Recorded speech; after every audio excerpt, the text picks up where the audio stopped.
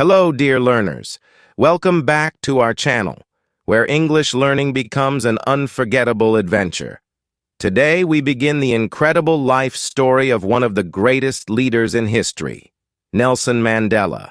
This is not just a story, it's a journey of hope, courage, and determination. Listening to this story will help you improve your English vocabulary, pronunciation, and listening skills. But more than that, it will inspire you to dream big and never give up, no matter how hard life gets.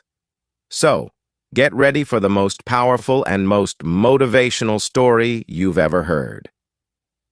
Let's start the journey of Nelson Mandela, a man who changed the world. Nelson Mandela was born on July 18, 1918, in a small, quiet village called Mvezo in the Eastern Cape of South Africa. His birth name was Rolihlahla Mandela, which, in the Xhosa language, means pulling the branch of a tree. Some people also say it means troublemaker, a name that would later reflect his boldness in challenging injustice. He was born into the Thembu royal family, a tribe known for its rich history and culture. His father, Gadla Henry Mfakanyiswa, was a respected chief and advisor to the Thembu king. Although Mandela's family was not wealthy, they were deeply respected in the community. His mother, Nosekeni Fanny, was a devout Christian who taught him the importance of kindness, humility, and faith. Mandela's childhood was simple but filled with joy. He lived in a hut made of mud and straw, surrounded by open fields and rolling hills. There was no electricity, no running water, and no modern luxuries, but Mandela felt free and happy. As a young boy, he loved to run barefoot in the fields, herd cattle, and swim in the streams. He played traditional Xhosa games with his friends and listened to elders tell stories around the fire at night. These stories, often about brave warriors and leaders, ignited a spark in young Mandela's heart. One day his father told him, "A real leader is not someone who wants power for himself, but someone who serves his people." These words stayed with Mandela throughout his life. When Mandela was only 9 years old, tragedy struck. His father fell ill and passed away. This was a devastating loss for the young boy, but it also marked a turning point in his life. After his father's death, Mandela's mother took him to live with Chief Jongintaba Dalindyebo, a royal leader of the Thembu people. Chief Jongintaba welcomed Mandela into his home as if he were his own son. For the first time, Mandela saw a life beyond his small village. He lived in the chief's palace, where he observed meetings and learned about leadership, tradition, and responsibility. Mandela began attending a local Methodist school at the age of 7. It was here that his teacher, Miss Madingane, gave him the name Nelson, as was the custom for African children to be given English names in schools. Although Mandela did not understand why he needed a new name, he accepted it and focused on his studies. He quickly became a diligent student, curious about everything he learned. He loved English literature, geography, and history, especially stories of African heroes who fought against colonial rule. Mandela often said, "Education is the most powerful weapon which you can use to change the world." This belief drove him to study harder and dream bigger. As Mandela grew older, he became more aware of the inequalities around him. South Africa was ruled by the system of apartheid, which kept black and white people separated in every part of life. Black people were not allowed to vote, own land, or live in the same neighborhoods as white people. Mandela could see the unfairness everywhere. At the age of 16, Mandela participated in a traditional Xhosa ceremony where boys became men. During the ceremony, elders spoke about the responsibilities of manhood, but they also shared their sadness about the state of their people under apartheid. Mandela felt a deep sense of duty to fight for justice and equality. When Mandela was 19 years old, Chief Jongintaba arranged a marriage for him. But Mandela had other dreams. He wanted to continue his education and make his own choices. So he made a bold decision. He ran away to the bustling city of Johannesburg. In Johannesburg, Mandela saw a completely different world. The city was vibrant but full of challenges. Black people worked hard for very little pay and lived in poor conditions, while white people enjoyed all the wealth and privilege. Mandela worked as a night watchman at a gold mine while continuing his education. He lived in a small, crowded room and often went hungry. But he never gave up. He believed that education would open doors to a better future. Mandela eventually enrolled at the University of Witwatersrand, where he studied law. He was one of the few black students in the university and faced discrimination, but this only made him stronger. During this time, Mandela joined the African National Congress, a political organization fighting for the rights of black South Africans. He attended secret meetings, where he listened to passionate speeches and shared his ideas for a fairer South Africa. Mandela dreamed of a South Africa where everyone, regardless of their race, could live together in peace and equality. He wanted to create a country where children could play together without fear, where families could build their futures, and where justice would prevail. This dream became the driving force of his life, but the road ahead was filled with challenges, sacrifices, and pain. When Mandela arrived in Johannesburg, he was just a young man full of dreams. The city was alive with energy, but it was also full of challenges. Black people were treated as second-class citizens and forced to live in poor neighborhoods called townships. Mandela rented a small room in Alexandra, one of the poorest townships, and worked as a clerk in a law firm. The job was demanding, but it gave him a chance to learn about the legal system and how it was used to oppress black South Africans. He spent his evenings studying by candlelight, determined to finish his law degree. Mandela's hunger for knowledge was unstoppable. He often said, "I have walked that long road to freedom. I have tried not to falter. I have made missteps along the way. But I have discovered the secret that after climbing a great hill, one only finds that there are many more hills to climb." The ANC had existed for many years, but Mandela and a group of young activists believed it needed a fresh approach. They formed the ANC Youth League, which focused on mobilizing young people to fight against apartheid. Mandela's speeches were powerful and passionate. He spoke about justice, equality, and the need for action. People admired his courage and vision. One of his most famous lines was, "It always seems impossible until it's done." While working with the ANC, Mandela met a beautiful and intelligent woman named Evelyn Ntoko Mays. Evelyn was a nurse, and she shared Mandela's dream of a better South Africa. They got married in 1944 and started a family. Mandela was a loving husband and father, but his commitment to the struggle often kept him away from home.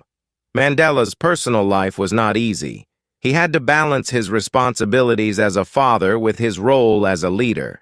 He once said, "There is no passion to be found in settling for a life that is less than the one you are capable of living." In 1948, the South African government introduced new apartheid laws, making life even harder for black people. These laws dictated where black people could live, work, and even whom they could marry. Mandela and his colleagues in the ANC knew they had to act. Mandela helped organize peaceful protests, strikes, and marches. He believed in nonviolent resistance, inspired by the teachings of Mahatma Gandhi. Thousands of people joined the movement, risking their jobs, homes, and even their lives. But the government responded with violence. Protesters were beaten, arrested, and sometimes killed. Mandela himself was arrested multiple times, but he refused to give up. He said, "Courage is not the absence of fear. It is inspiring others to move beyond it." Despite the challenges, Mandela achieved one of his biggest dreams. He became a lawyer. In 1952, he and his friend Oliver Tambo opened the first black law firm in South Africa, Mandela and Tambo Attorneys. The firm provided free or low-cost legal help to black South Africans who were victims of apartheid. Mandela spent his days in courtrooms defending people who had been unfairly treated. At night, he worked with the ANC to plan the next steps in their fight for freedom. In 1960, a tragic event changed the course of Mandela's life. During a peaceful protest in the town of Sharpeville, police opened fire on the crowd, killing 69 people and injuring hundreds more. This massacre shocked the world and made Mandela realize that peaceful protests alone might not be enough. The government banned the ANC, forcing Mandela and other leaders to go underground. They formed a secret armed group called Umkhonto we Sizwe, which means Spear of the Nation. Mandela said their goal was not to harm people but to sabotage government structures that upheld apartheid. Nelson Mandela became a wanted man. He traveled across South Africa in disguise, organizing protests and recruiting people for the struggle. He also traveled to other countries to gain support for the fight against apartheid. During this time, Mandela became known as the Black Pimpernel because he was so good at evading capture. But his life was full of danger. He couldn't see his family, and he knew that every day could be his last as a free man. In 1962, Mandela was arrested and charged with sabotage, treason, and attempting to overthrow the government. He used his trial as a platform to speak out against apartheid. In his famous speech, he said, "I have fought against white domination, and I have fought against black domination. I have cherished the ideal of a democratic and free society in which all persons live together in harmony and with equal opportunities. It is an ideal which I hope to live for and to achieve. But if needs be, it is an ideal for which I am prepared to die." Mandela was sentenced to life imprisonment and sent to Robben Island, a bleak prison off the coast of Cape Town. Life in prison was harsh. Mandela was forced to do hard labor in a limestone quarry. He lived in a tiny cell with no bed and only a thin mat on the floor. The guards were cruel, and Mandela was allowed only one visitor and one letter every 6 months. But Mandela refused to be broken. He used his time in prison to study, reflect, and plan. He even learned the Afrikaans language to understand his enemies better. He also taught younger prisoners about leadership and the importance of staying hopeful. Mandela said, "I am fundamentally an optimist. Whether that comes from nature or nurture, I cannot say. Part of being optimistic is keeping one's head pointed toward the sun, one's feet moving forward." As the years passed, Mandela became a symbol of hope for millions of people around the world. Protests against apartheid grew stronger, both inside and outside South Africa. World leaders and organizations called for Mandela's release, but the South African government refused. When Mandela was imprisoned, many thought his fight was over. But the truth was, his imprisonment became the spark that ignited a global movement. Mandela spent 27 long years in prison, most of them on Robben Island. Every day was a test of his patience and willpower. The guards tried to humiliate him, but Mandela remained dignified. The work was grueling, but he kept his spirit strong. He once said, "I realized that courage was not the absence of fear, but the triumph over it. The brave man is not he who does not feel afraid, but he who conquers that fear." During those years, Mandela became more than a prisoner. He became a symbol of the fight against injustice. Around the world, people chanted, "Free Nelson Mandela." His name was whispered in schools, sung in protests, and carried on banners. While Mandela was in prison, South Africa became a nation under siege. The apartheid government faced increasing protests, strikes, and international sanctions. Countries refused to trade with South Africa. Famous musicians like Stevie Wonder and Bob Marley dedicated songs to Mandela. Even in prison, Mandela's leadership was felt. He secretly communicated with other ANC leaders and even began negotiations with the apartheid government. Mandela understood something crucial. To truly win, South Africa needed peace, not revenge. On February 11, 1990, the world watched as Nelson Mandela walked out of prison. He was 71 years old, his hair gray but his spirit unbroken. His first words were, "I stand here before you not as a prophet, but as a humble servant of you, the people." Today, the time for healing of wounds has come. The time to build is upon us. The streets erupted in celebration. People danced, cried, and cheered. Mandela's release was not just his freedom. It was the first step toward a free South Africa. After his release, Mandela faced a tough question. How could South Africa heal after so much pain? Many people wanted revenge, but Mandela preached forgiveness. He met with the very people who had oppressed him and worked with them to build a new nation. He said, "Resentment is like drinking poison and then hoping it will kill your enemies." Mandela became the leader of the ANC and began working toward South Africa's first democratic election. His goal was simple but powerful: a South Africa where everyone, black, white, Indian, colored, had equal rights. In 1994, history was made. For the first time, all South Africans, regardless of race, could vote. People stood in long lines, some for hours, to cast their votes. On April 27, 1994, Nelson Mandela was elected the first black president of South Africa. His inauguration was a moment of pure hope. Leaders from around the world attended. Mandela said in his speech, "Never, never, and never again shall it be that this beautiful land will again experience the oppression of one by another." South Africa had a new beginning, and Mandela was at the heart of it. As president, Mandela focused on uniting the country. One of his most famous acts was supporting South Africa's rugby team, the Springboks, during the 1995 Rugby World Cup.